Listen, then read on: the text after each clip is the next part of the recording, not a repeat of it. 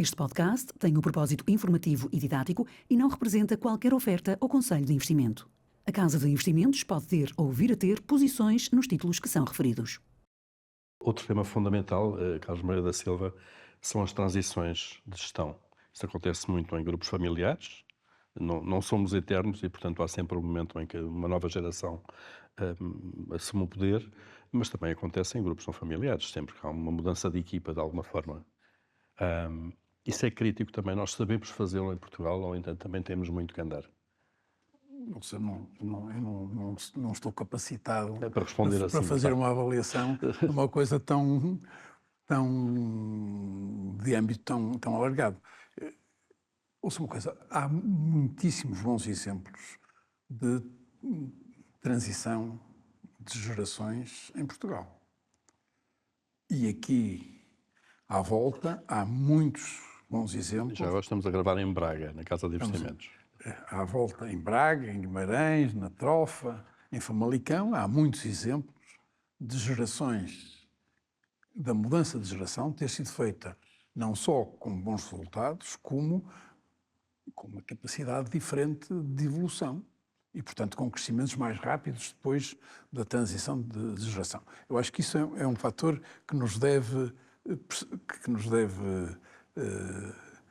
dar otimismo para perceber que é possível. É evidente que a abertura do capital é um tema muito relevante. E é difícil, que na mentalidade portuguesa não é fácil. Ok, daquela ideia, vamos trazer pessoas de fora para dentro da família, de alguma maneira, não é? Sim, mas trazer para o capital é mais complexo. Mas, de qualquer maneira, eu prego muitas vezes isto, uma forma menos difícil de crescer é por aquisições. Tem as suas dificuldades, tem os seus riscos, mas é uma forma de ganhar escala aos degraus. E essa é uma forma também de abertura de capital. Se em vez de pensarmos em aquisições, pensamos em fusões, é uma forma dos acionistas ou sócios das várias empresas conseguirem melhorar a dimensão da sua fatia num negócio maior. Isto é muito importante, porque nós, no tecido empresarial português, nós temos cerca de 25% dos empresários que não têm o ensino secundário, que também é um fator limitador.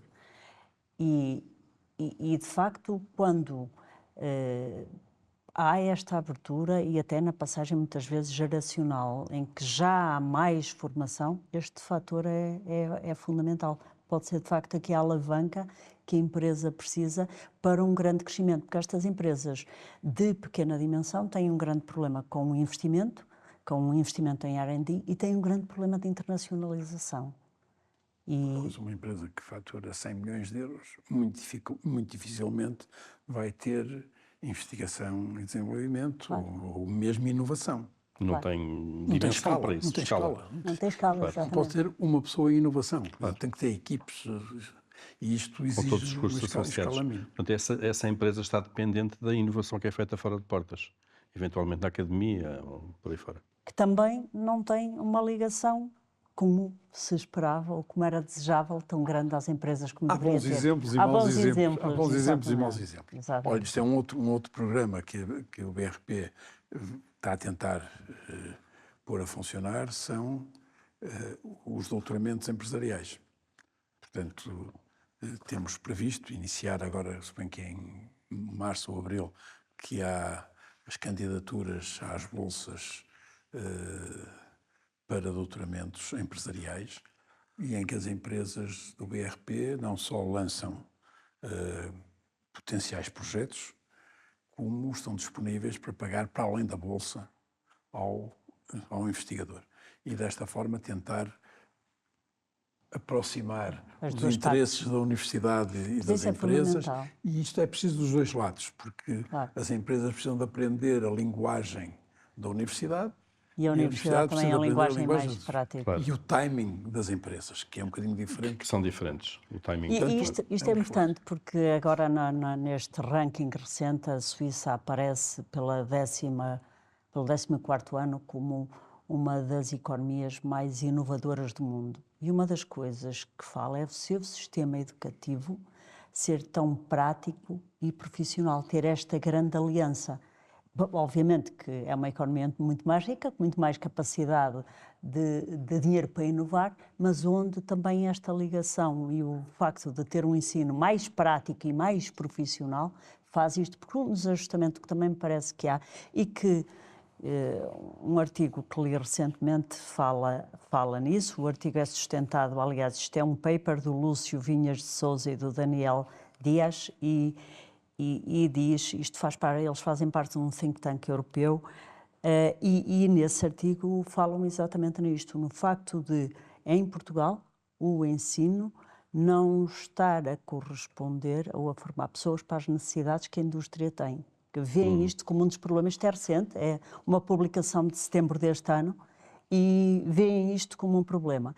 Curiosamente, eu, há 30 anos, quando fui fazer um mestrado para a Inglaterra, no meu departamento, os mestrandos e os doutorados, na área de finanças, fazíamos muitos trabalhos já para a Citi, para a banca da Citi. Portanto, isto é muito importante quando nós olhamos para a capacidade que as empresas hoje já têm, as universidades hoje já têm, melhoraram muito com tanta gente que fez doutoramentos fora e regressaram, etc.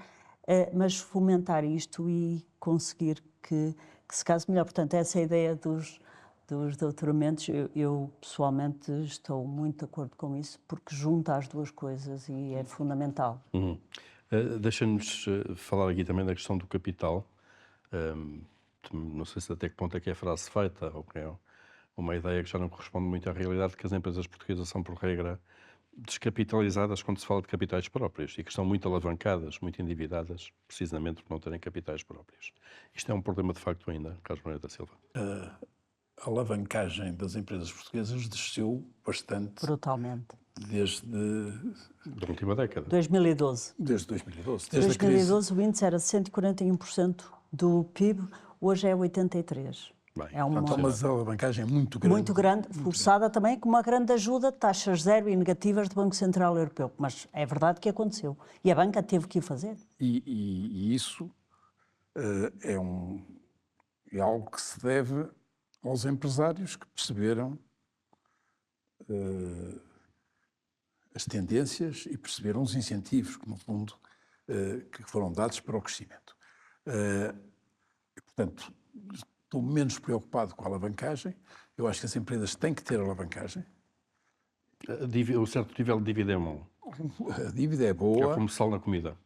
Exatamente. Para muitas questões. Não é? Porque senão gasta-se mal o dinheiro também nas empresas, não é só no Estado. Portanto, é preciso ter dívida para ter uma tensão positiva. O equity. Capital próprio. O capital próprio. Nós fazemos quase tudo mal para isso. Como assim? Quem é esse nós, antes de mais? Ouça uma coisa. Como é que eu não promovo que o capital que é reinvestido fica na empresa, portanto faz crescer os capitais próprios, é tributado? Isso é o IRC. É. Não distribuído, é o que fica na empresa, não distribuído em dividendos. Não distribui dividendos. Os dividendos têm que ser... Que é rendimento do acionista. Do acionista. Isso é uma coisa. Os lucros que as empresas geram, que não saem da empresa, são reinvestidos na empresa, melhoram os seus capitais próprios. Nós não temos incentivo nenhum para que isso aconteça. Enfim, há alguns incentivos, se fizer um reinvestimento de certos valores, o acréscimo de capital próprio, acho que é 2 milhões de euros por ano, também tem um tratamento fiscal favorável. Lá está. A ideia era boa, a aplicação péssima. Que é complexo, burocrático. É complexo e a autoridade tributária disputa quase todos os casos. Portanto, ainda tem que justificar junto da AT, Tem que pagar, estão tem dentro, que fazer, claro, tem que fazer para tribunal, advogados.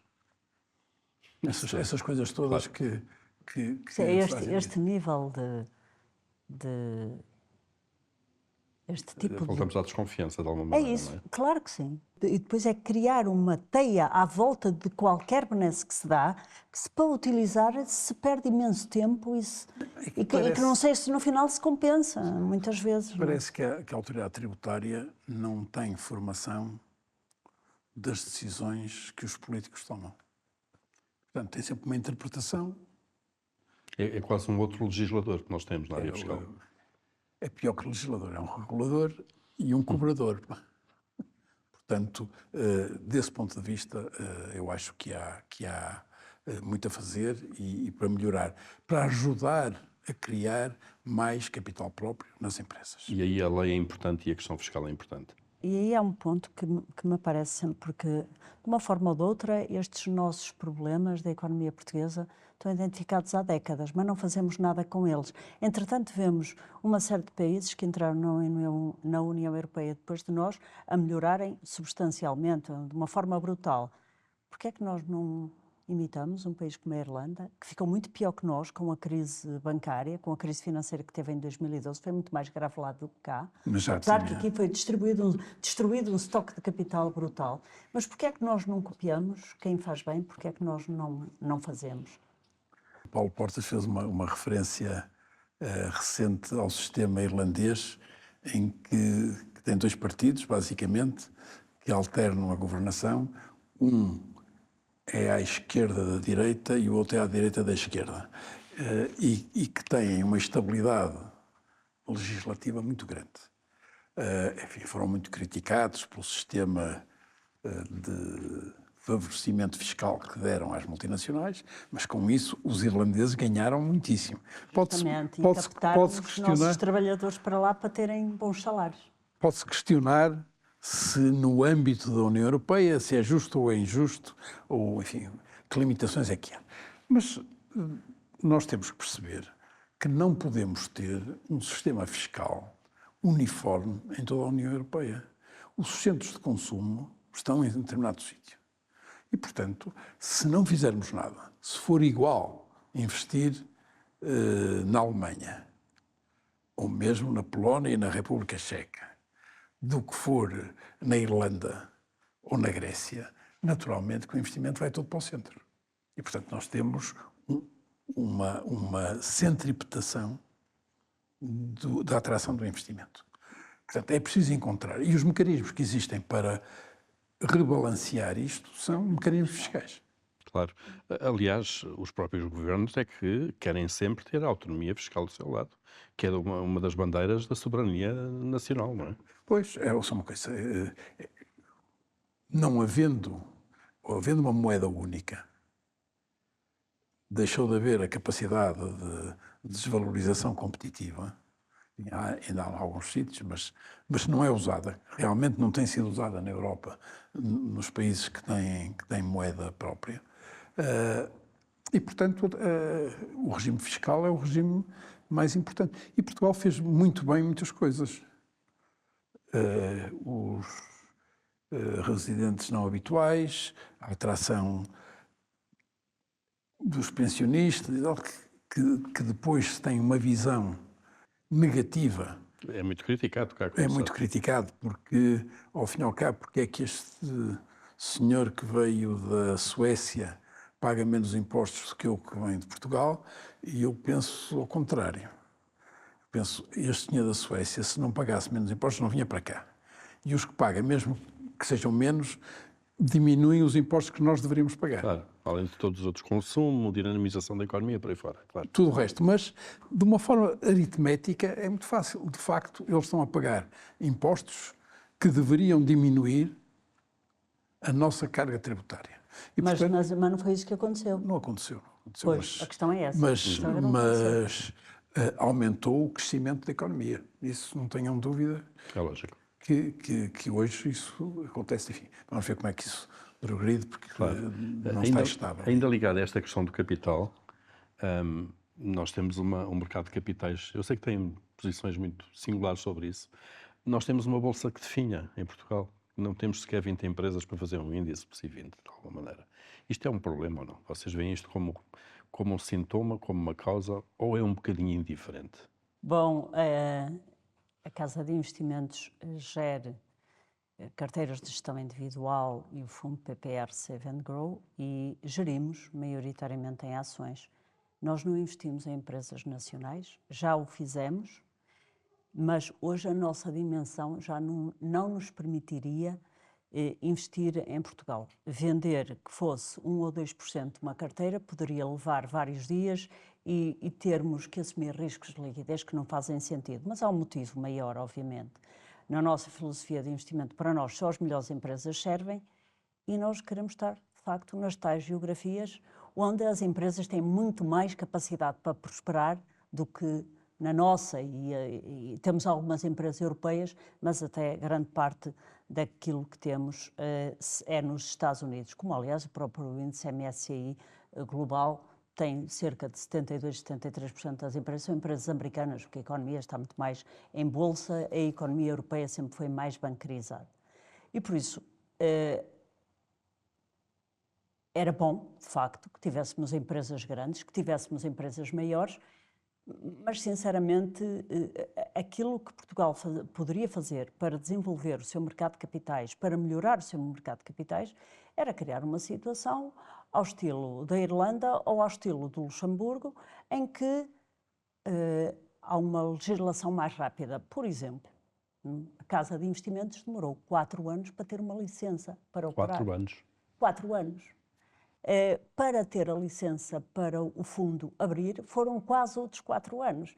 Portanto, talvez porque somos pequenos e porque decidimos estar em Braga, não sei, mas a verdade é que é importante que os reguladores sejam mais rápidos, sejam mais céleres, tenham relações às tantas mais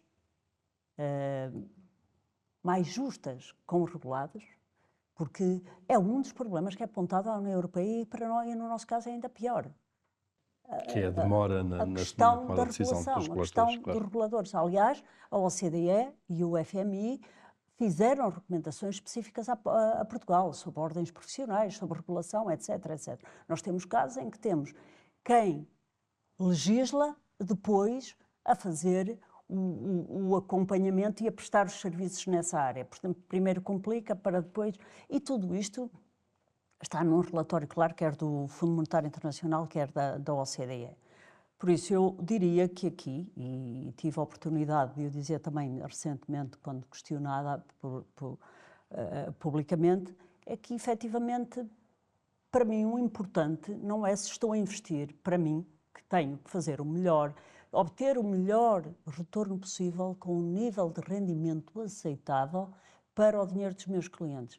Obviamente que eu não vou tomar uma decisão condicionada se a empresa é portuguesa ou não.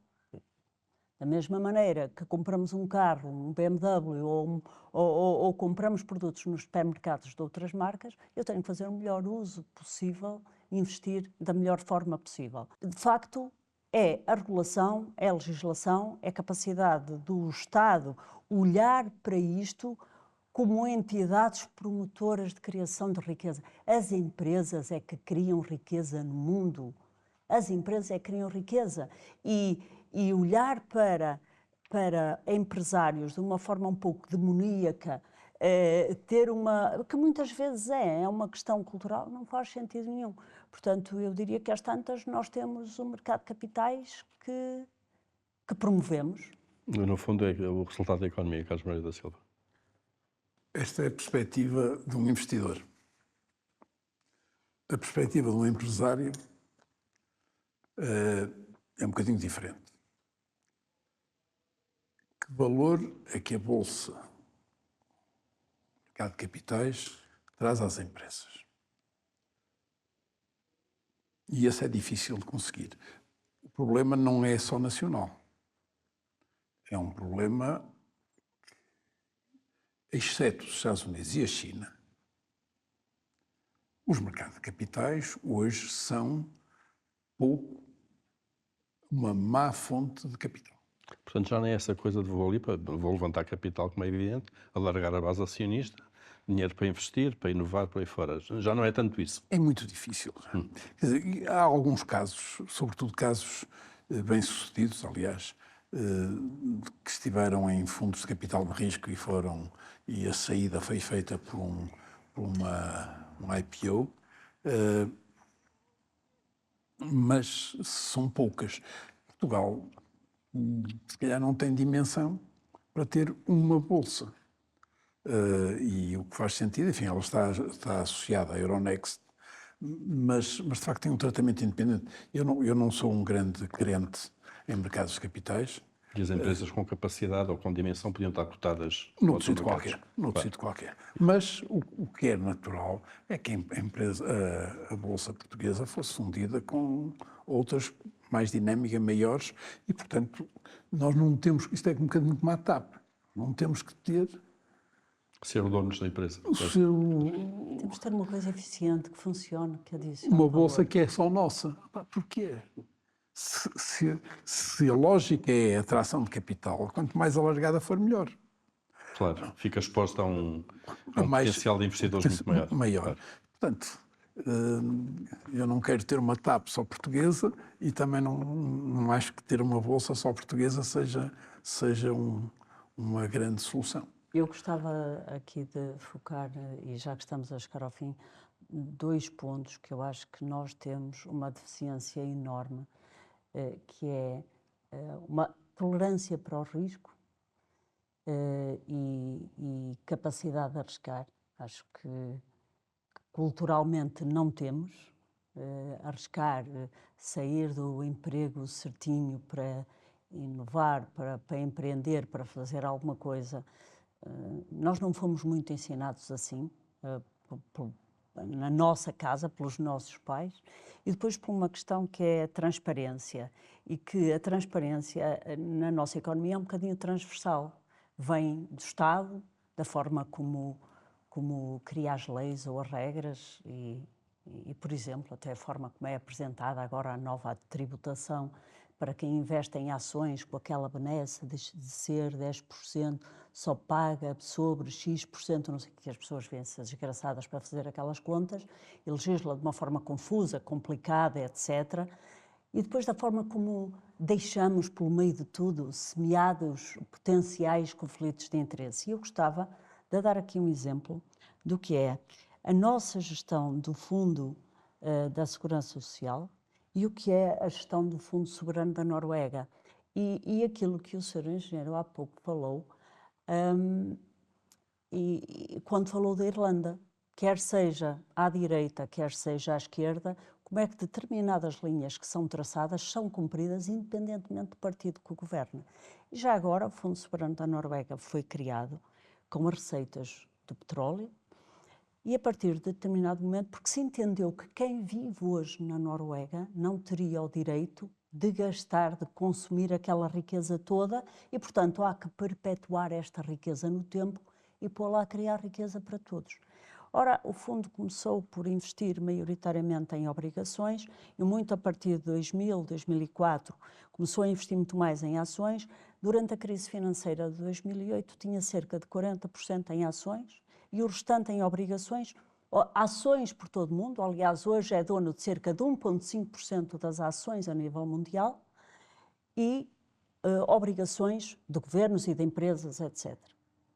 O que acontece é que, com a crise financeira de 2008, os 5 milhões de noruegueses, que neste caso são os clientes do fundo soberano, queriam que o fundo deixasse de investir em ações, mas o Ministro das Finanças foi ao Parlamento e explicou porque é que não iam fazer e porque é que teriam que manter. Nesse ano perderam 24%, porque é que queriam manter o rumo e teria que ser assim, e de lá para cá, a percentagem que hoje o Fundo Soberano da Noruega investe em ações é 72%, em obrigações é de 26,1% e em investimento imobiliário, que isto é outro caso português, tão contrário ao que se faz em Portugal, é 1,7%.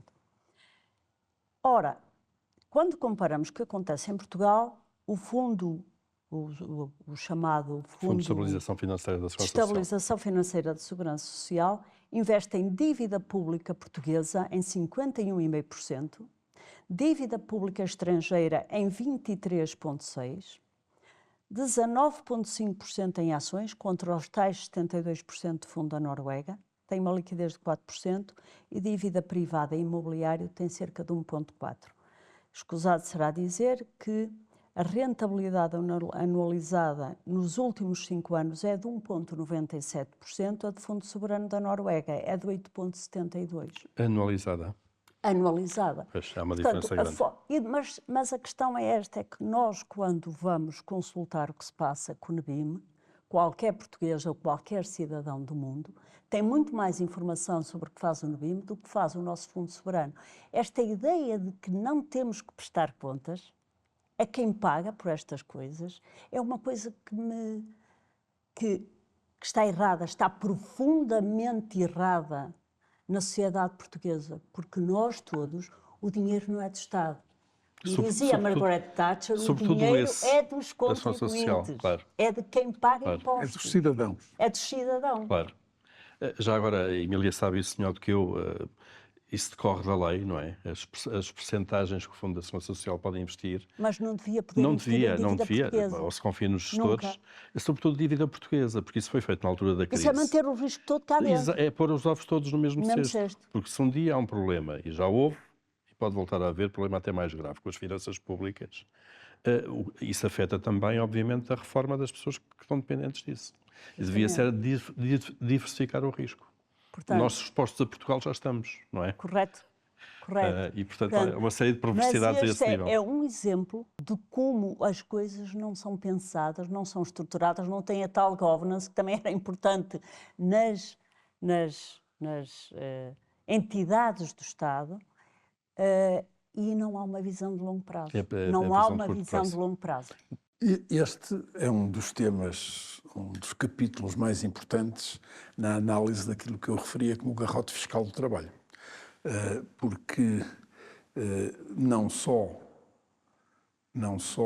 as contribuições são de todos nós e das empresas, como e não é aceitável que aquilo seja gerido em circuito fechado como Ministério das Finanças para a emissão da dívida pública.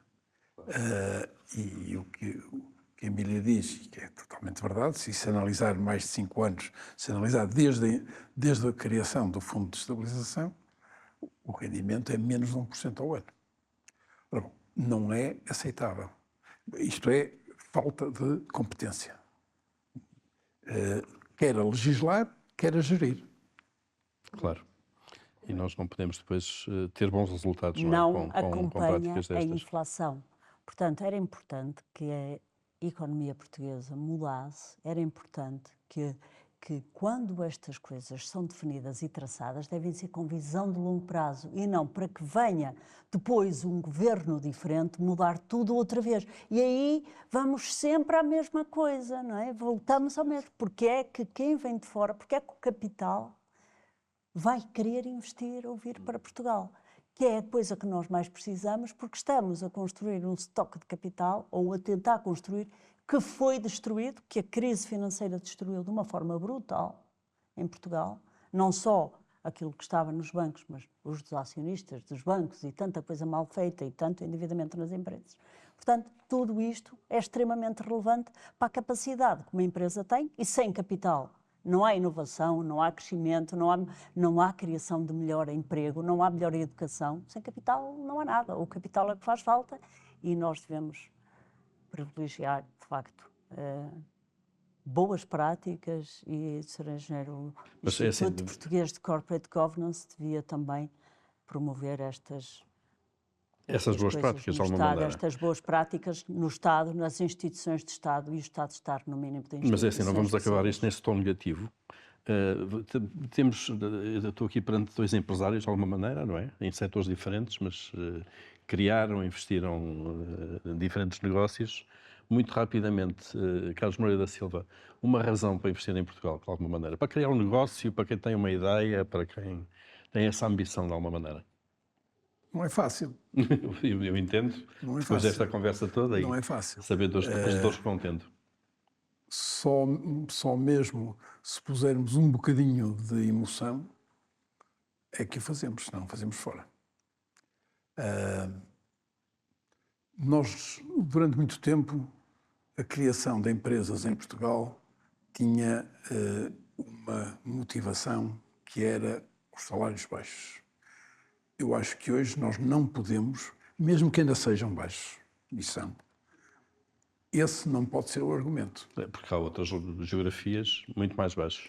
Repara uma coisa, como eu acho que os investimentos ou não podem ser, ou não devem, poder podem, mas não devem ser assumidos ou não, porque há benefícios do Estado, ou da União Europeia, ou de qualquer, eu acho que os projetos têm que ter valor por si próprio. Exatamente. Depois pode haver incentivos para que se façam, próprios. porque diminui o risco, e eu entendo isso. Também não acho que se façam investimentos pela mão de obra ser mais barata em Portugal, porque então há outros sítios onde é mais barata ainda, há outros sítios onde a carga fiscal é ainda mais barata e, portanto, não faz sentido. Portanto, o que é que eu acho que nós temos? Temos uma base de pessoas com boa educação e boa formação, que se está a perder por aquilo que eu tenho ouvido dos PISAs mais recentes, mas que o estoque de pessoas que temos é muito valioso.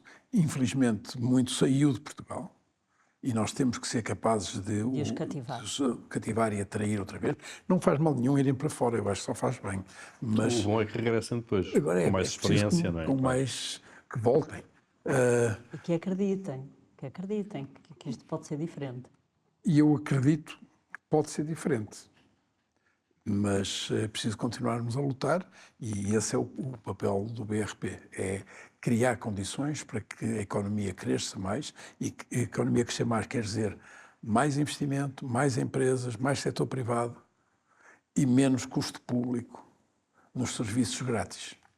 Emília, quer também Bom, dar eu uma razão? concordo muito com o Sr. Engenheiro. No meu caso concreto, eu nunca pensei ser empresária. Aliás, eu diria que quando saí da Católica para criar a Casa de Investimentos e estar fora de Portugal até inicialmente, recordo-me que a minha mãe ficou muito chateada porque não percebia como é que eu estava a largar uma coisa certa para ir ter um salário, um rendimento incerto, ou meter-me nisto, não é? Ainda por cima, mulher e tal. Mas, na verdade, eu trabalho há 35 anos, é menos que o Sr. Engenheiro Carlos Moreira da Silva, mas eu comecei no Banco Português do Atlântico, em 89. Fui fazer um mestrado, passado 5 anos, para a Inglaterra e depois, de alguma forma, estive na Bolsa de Porto, mas de alguma forma regressei à Inglaterra e andei pelo mundo a dar aulas de finanças nas instituições financeiras e, a certa altura, por questões familiares e porque queria estar perto das minhas filhas, o Pedro nunca quis sair, meu marido, entendi e sempre fui poupada, sempre investi em ações, acho que nunca tive um depósito a prazo, para ser franca. Achei que fazia sentido era criar a empresa. É difícil, foi sempre difícil, porque é uma falta muito grande da tal a ideia de assumir algum risco, do conhecimento financeiro, muita falta de literacia financeira e muita inércia é um grande problema. Mas a verdade é que eu adoro aquilo que faço, porque ajo numa área em que o tabuleiro de jogo nos é muito vantajoso. Investir em negócios, e sobretudo quando se tratam de negócios excepcionais, é uma garantia muito grande que as coisas vão acabar bem, de que a prazo, com o tempo, as coisas correm bem. Porque se nós olharmos para a história, está aqui um livro nesta estante, ou estava há pouco, que era O Triunfo dos Otimistas, mostra o que aconteceu desde 1898, pelo mundo, independentemente da geografia, a melhor classe de ações, a melhor classe de ativos. Para remunerar o capital, são ações, são fatias de empresas, são as empresas é que criam riqueza. E isto, muitos estudos o demonstram.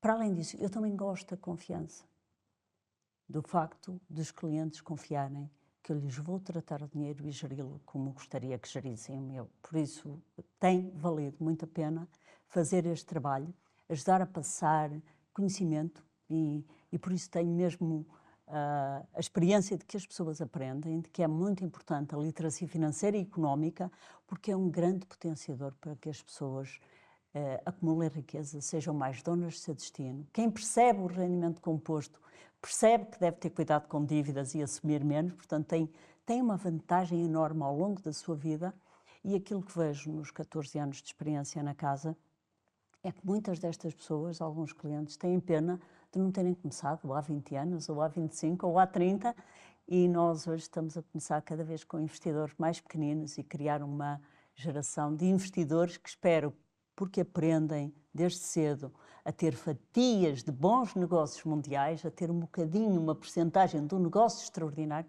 um dia também podem vir a criá-lo, mas se não o criarem, pelo menos colher os benefícios das maravilhas do capitalismo, de outros negócios que é podem uma criar. coisa que nós gostamos de fazer, e por isso não é fácil, obviamente que não é fácil, mas também sou um otimista. Claro. Paulo, só aqui uma coisa, porque muitas vezes se diz que Portugal é pequeno, periférico e pobre. Destas 3 afirmações, só a última é que é verdade. O pobre. Não é pequeno, em termos de população, na União Europeia é o 12º, em termos de área é o 12º, é pobre. E aí somos... Pobre. E o Estamos em periférico, 18º lugar, claro. em 18º lugar dos 27, e portanto aí é que temos que melhorar. Ora bom, eu acredito que isto é possível mudar. E é possível mudar com investimento e com empresas e com a dignificação das empresas privadas e dos empresários. Muito bem, ficamos com essa nota então de otimismo, não é? Apesar das dificuldades todas, convém sempre, faz sentido sempre continuar a batalhar e a criar negócios. Carlos Moreira da Silva, foi um gosto tê-lo connosco neste episódio do Investidor Inteligente. Muito obrigado pelo convite. Obrigado. Emília Vieira, do seu caso é um até já. Até um destes episódios. Fechamos aqui este episódio, de facto, esta viagem pelas empresas em Portugal, pela economia portuguesa. Voltaremos brevemente com um novo tema, novo convidado. Até lá.